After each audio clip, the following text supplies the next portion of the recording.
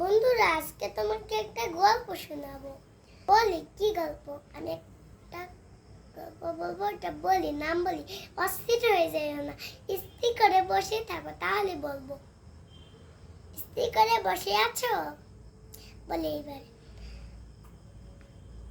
এক রাজা তার তিনটা রাজকন্যা। প্রথম রাজকন্যাকে বল, তুমি আমার কিসের মতো ভালোবাসো?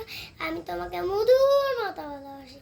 তারপর রাজা খুশি হয়ে রাজ্য সবিয়া দিয়েছেন। আবার দ্বিতীয় মেয়েটাকে বললো, তুমি আমার কিসের মতো ভালোবাসো? আমি তোমাকে চিনির মতো ভালোবাসি।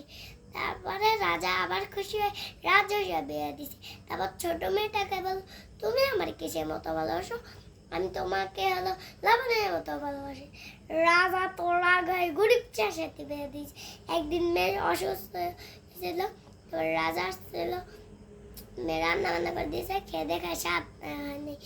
এই বোকামি, আবার লবণ দিতে হয়। বাবা শোনো, একদিন ওই দুইটা মেয়ের আগে রাজস্ব বিয়া দিস, আমার গরিবদের সাথে বিয়া দিস, তাই আমি তোমার লবণ দিইনি। তাই রাজা তো ভুল বুঝতে পেরে দুইটা রাজস্ব বিয়া দিছে।